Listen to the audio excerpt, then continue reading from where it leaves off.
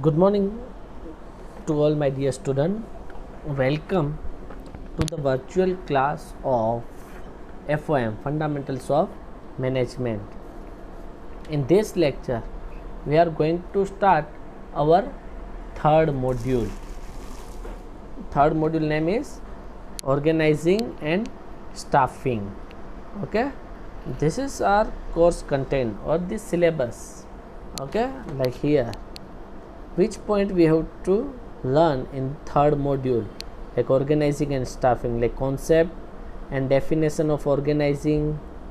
Okay, organizing and organization, both point are same, so don't confuse with this point.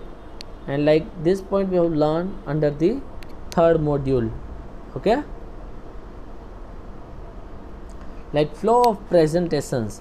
Under the flow of presentation, I have covered all the points which is important for our syllabus, so don't confuse in this point also. Clear till here? Like the flow of presentations, which point we are going to cover in this module, like concept and definition of organizing, or we can use the word of organization, organizing process, situational factors affecting organizing structure, forms of organization structure, concept of staffing, functions of staffing, and factors affecting to the staffing decision. So these are the flow of presentations. Okay, so start with the concept of organization. An entrepreneur organize various factors of production like land, labor, capital, machineries, etc. for channelizing them into productive activities.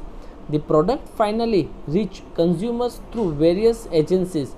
Business activities are divided into various functions. These functions are assigned to different individuals.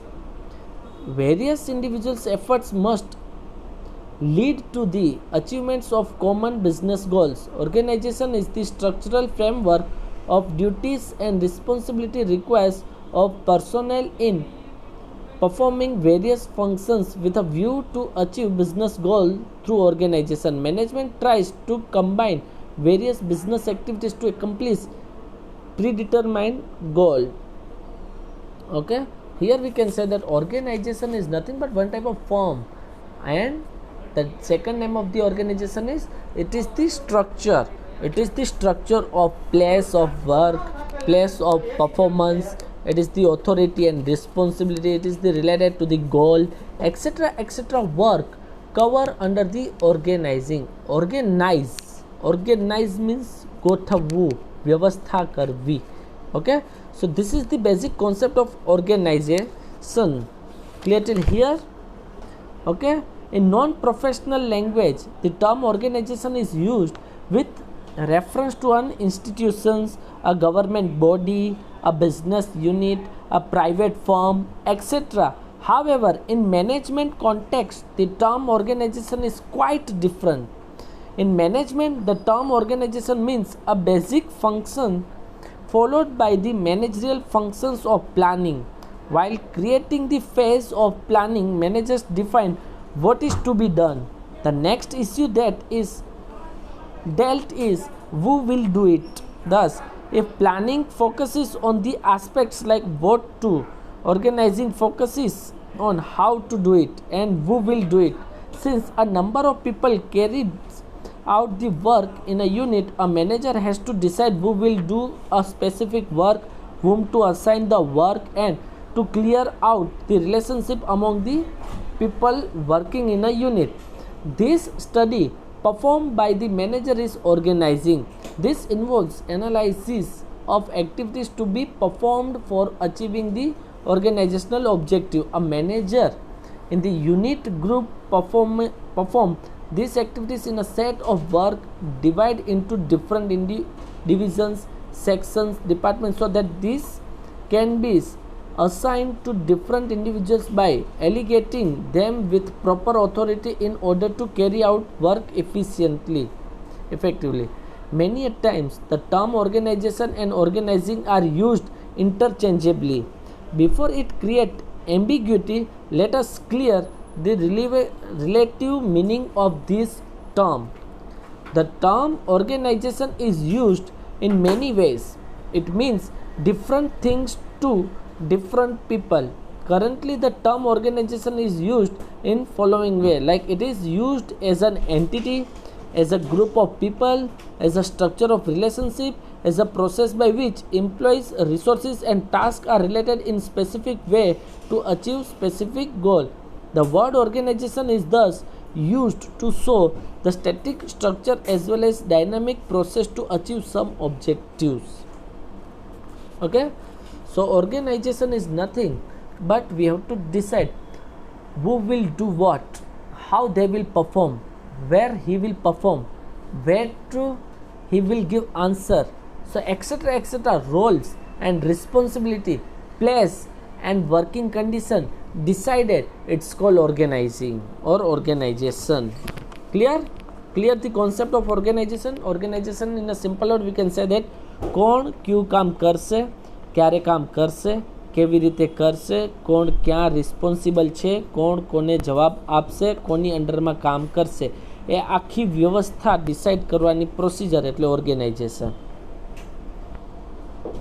Definition of organization. Organizing is a process of defining the essential relationship among people, tasks and activities in such a way that all the organization's resources are integrated and coordinated to accomplish its objective efficiently and effectively. Pierce and Robinson has given this definition of organizing. Organization is the process of identifying and grouping work to be performed, defining and delegating responsibility and authority, and establishing relationship for the purpose of enabling people to work most effectively together in accomplishing objective. In the words of Allen has given this definition, organization is an instrument for achieving organizational goals. The work of each and every person is defined and authority and responsibility is fixed for accomplishing this same. Louis Allen has given this definition in a simple word. તમને સમજાવી શકું, જેમ કે આપણે કહી શકીએ છીએ કે ઓર્ગેનાઇઝિંગ અથવા ઓર્ગેનાઇઝેશન એ એક એવી પ્રક્રિયા છે કે જ્યાં કોણ કયું કામ કરશે, કેવી રીતે કામ કરશે, કોના પાસે કેટલી ઓથોરિટી છે, કોણ કેટલો જવાબદાર છે, કોણ કોને જવાબદારી આપશે, કોણ કોના પાસેથી ઓર્ડર લેશે, કયું કામ કરશે, કેવી રીતે કરશે, આ આખી પ્રોસિજર ડિસાઇડ કરવું અને એ પ્રમાણે બધાને કામની સોંપણી કરવી, ઓથોરિટીની સોંપણી કરવી, કામ એ પાસેથી કઢાવવું, એ આખી પ્રોસિજર એટલે ઓર્ગેનાઇઝેશન. વ્યવસ્થા ઊભી કરવી, વ્યવસ્થાપન આપણે કહીએ છીએ ને, એટલે એને ઓર્ગેનાઇઝેશન કહી શકાય છે. Like here the objectives or need of creating organisation. Okay, what is the objective, what is the purpose of the organization, or in a simple word, why we are focusing on the organization side. Like there are many reasons we can focusing on the organization side. So here the objectives or need of creating organization, શું જરૂરિયાતો છે કે આપણે ઓર્ગેનાઇઝેશનની જરૂર પડે છે, અથવા કયા કારણોસર કયા હેતુસર આપણે ઓર્ગેનાઇઝેશનની રચના કરીએ છીએ, એ પોઈન્ટ આ પોઈન્ટથી ક્લિયર થશે. Okay, so here the objectives or need of creating organising to accomplish the objective of business unit. Here the creation of the organization becomes essential for accomplishing the objective of the organization through planning. It is the objective of the organization to implement the predetermined plan or to accomplish the objective of business unit. If we want to achieve the goal of the business, that's why we want to create the organization. So first objective of the organization is to that if you want to achieve the goal of the organization, then it is necessary to create the organization in the field of work. Second is division of labor and creation of work group. In big industrial units, every important work is divided into many sub functions. The aim is to distribute work to employees and work groups through division of labor and work division, which makes the work clear. Group પાડવા અને લેબરના group પાડવા અને group wise એ લોકોને કામની સોંપણી કરવી એ એક હેતુ છે ઓર્ગેનાઇઝેશનનું, જેને આપણે કહીશું division of labour and creation of work group. Okay. Third point is delegation of authority, એટલે કે આપણે કહી શકીએ છીએ કે ઓથોરિટી સોંપવાની પ્રક્રિયા કરવા માટે ઓર્ગેનાઇઝેશનની જરૂર પડે છે. ડેલિગેશન એટલે કે સોંપવું, ઓથોરિટી એટલે કે પાવરને કામ કરવાની જવાબદારી. Delegation of authority: when the work and responsibility are delegated to a person or group of persons, then it becomes essential to delegate authority also. It is only possible to delegate authority if the structure of organization is there. If there is a structure of organization, then and then we are able to delegate the authority to the employees, otherwise we cannot do it.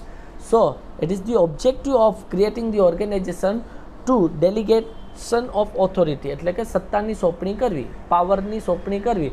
જો structure બનેલું હોય તો જ કયો વ્યક્તિ કેવી રીતે કામ કરશે, એના પાસે કેટલા પાવર છે, કેટલી જવાબદારી છે, એ સોંપવાની પ્રક્રિયા થઈ શકે છે.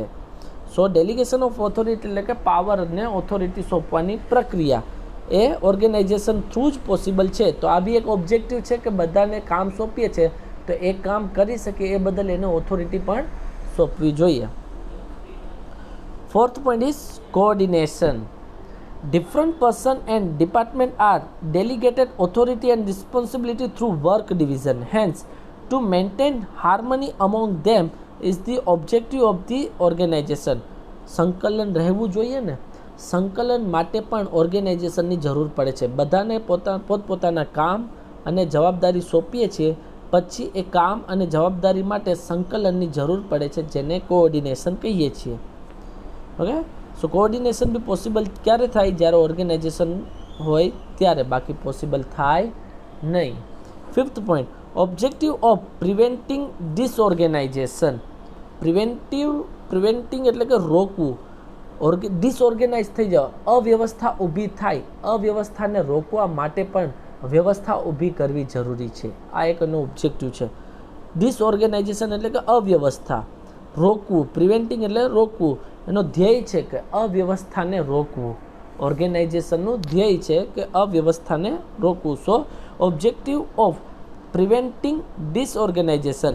Authority, responsibility and work area can create clashes which result into disorganization. If stable organization is developed, then organization can be prevented. In reality, the objective is to remove disorganization and create proper organization. So it is the working area of the organization. Clear till here?